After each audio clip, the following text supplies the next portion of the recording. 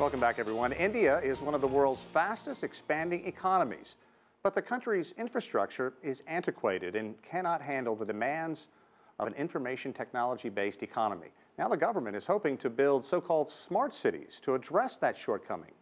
CCTV's Shweta Bajaj reports. Urban India is getting crowded. Migration to cities is increasing by the year, and that's what's behind the Indian government's focus on creating so-called smart cities, ones that use information technology to solve urban problems and facilitate city management. India has invested $1.2 billion so far and is looking to attract more funding from private investors and from abroad. Smart town means everything, right from the urban infrastructure to the way we transact business in that particular town, the way we take care of social sector, that means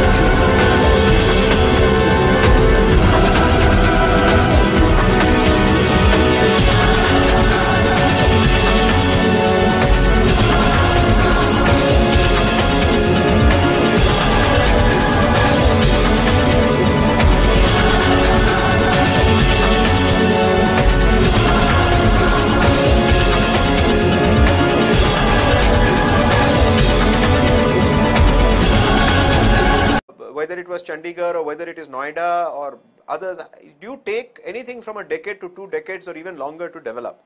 So this private capital is not going to be required on day one. It will be required as these projects gather steam and momentum. But what's there for the private sector? And will it prove to be commercially viable? There are activities which don't have the ability to generate commercial revenues. Typically, urban roads, sewage, solid waste disposal can generate revenues, but certainly not enough to recover the capital cost. Whereas there are other kinds of activities which are obvious, electricity generation, telecom services, power generation, which can easily be water even, which can be more commercially viable. And those are then left to the private sector. But even where you are looking at public funding, financing those assets, which have to be necessarily financed by public funding, it does not mean, and that's an important distinction to make, it does not mean that the provider of those services has to be the public. Kant is aware of the situation, and perhaps that is why the DMIC has sought around 18,500 crore rupees to build the trunk infrastructure, like drainage, water supply and public transport. One must realize that there is a very important component of the trunk infrastructure. If you don't have good drainage, if you don't have good sewage, if you don't crack the trunk infrastructure, which is commercially not viable, the other component of the private-public partnership will not happen. So the trunk infrastructure, to our mind, is the key, and that is where the government needs to step in. New cities, over a 30-year period, are very commercially viable. They take a longer period. They take 13 years, 14 years to break even. But once they break even, then they generate a lot of resources. And from that 13th year to the 30th year, they in fact generate so much of resources that you can make many more cities. But the key challenge here is that you should be able to monetize land value. That is the key challenge. Monetizing land value is not the only challenge. In fact, the list of challenges is a rather long one. From land acquisition to financing to governance. When we come back, we'll see at what the road ahead for DMIC looks like.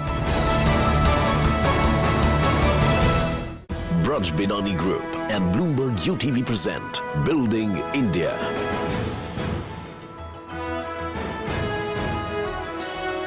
Braj Binani Group and Bloomberg UTV present Building India.